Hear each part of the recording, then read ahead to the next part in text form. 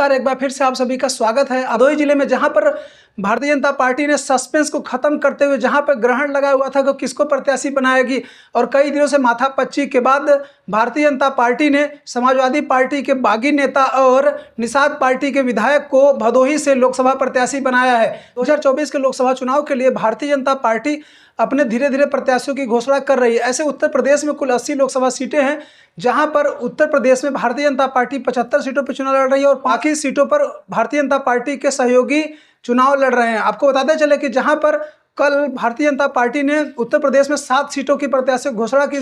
चंदौली जिले के रहने वाले डॉक्टर विनोद कुमार बिंद को भारतीय जनता पार्टी ने भदोही से प्रत्याशी बनाया है। ऐसे डॉक्टर विनोद कुमार बिंद मूलतः चंदौली के रहने वाले हैं और मिर्जापुर के मझवा से विधायक हैं निषाद पार्टी से। जब 2022 का उत्तर प्रदेश का विधानसभा चुनाव हो रहा था तब समाजवादी पार्टी ने डॉक्टर विनोद कुमार बिंद को ज्ञानपुर से विधायकी का टिकट दिया था, लेकिन डॉक्टर विनोद कुमार बिंद ने ज्ञानपुर से टिकट को मना करते हुए और वह मांग रहे थे कि मुझे मिर्जापुर के मझवा से टिकट दिया जाए और मैं मझवा से विधानसभा का चुनाव लड़ूंगा। लेकिन समाजवादी पार्टी ने उन्हें यहां से भदोही के ज्ञानपुर से टिकट दिया था और उन्होंने टिकट को वापस कर दिया था और वह निषाद पार्टी में शामिल हो गए और निषाद पार्टी ने डॉक्टर विनोद कुमार बिंद को मझवा से प्रत्याशी बनाया था और वहां पर विनोद कुमार बिंद विजयी हुए थे।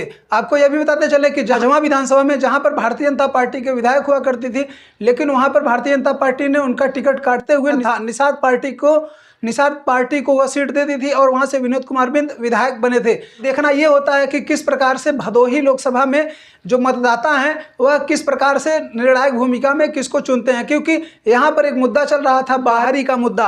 अब देखना यह होता है कि ललितेश पति त्रिपाठी जो कि इंडिया गठबंधन से प्रत्याशी हैं, जो कि टीएमसी के खाते में गई है और तृणमूल कांग्रेस की तरफ से ललितेश पति त्रिपाठी यहाँ से चुनाव लड़ रहे हैं समाजवादी पार्टी, कांग्रेस और टीएमसी के गठबंधन में। और ललितेश पति त्रिपाठी भी मिर्जापुर के रहने वाले हैं और मिर्जापुर के मड़िहान से 2012 में विधायक रह चुके हैं। पर अब भदोही लोकसभा में जो प्रत्याशी हैं वो दोनों लोग बाहरी जिले के हैं, जबकि भारतीय जनता पार्टी ने एक बार फिर से जाति का गेम खेलते हुए डॉक्टर विनोद कुमार बिंद को प्रत्याशी बनाया है। इसे वर्तमान में सांसद डॉक्टर रमेश चंद्र बिंद का टिकट काट दिया है और विनोद कुमार बिंद को प्रत्याशी बनाया है। लेकिन जिस प्रकार से एक बिंद का टिकट काट के दूसरे बिंद को प्रत्याशी बनाया है, इसका आने वाले चुनाव में क्या असर पड़ता है यह तो भदोही के लोकसभा के मतदाता ही तय करेंगे। ऐसे आप सब लोग क्या सोचते हैं कि क्या भारतीय जनता पार्टी ने जिस प्रकार से डॉक्टर विनोद कुमार बिंद को प्रत्याशी बनाया है, आने वाले लोकसभा के चुनाव में इसका क्या असर पड़ेगा? जो डॉक्टर रमेश चंद्र बिंद का जो टिकट काटा है इसका क्या असर पड़ेगा, क्योंकि बिंद की जगह ही बिंद को भारतीय जनता पार्टी ने उतारा है।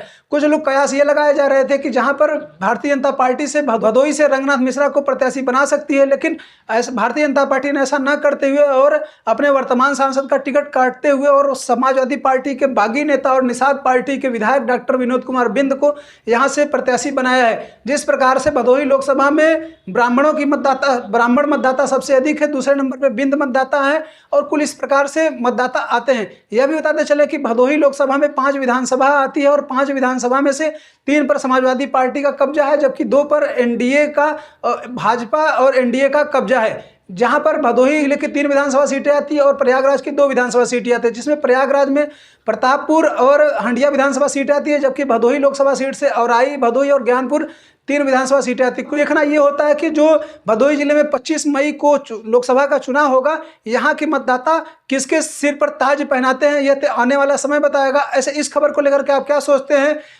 डॉक्टर विनोद कुमार बिंद का भारतीय जनता पार्टी लोकसभा प्रत्याशी बनाया जाना, इस खबर को लेकर के आप क्या सोचते हैं? अपनी राय जरूर दें। तब तक हमें विदा दीजिए। नमस्कार।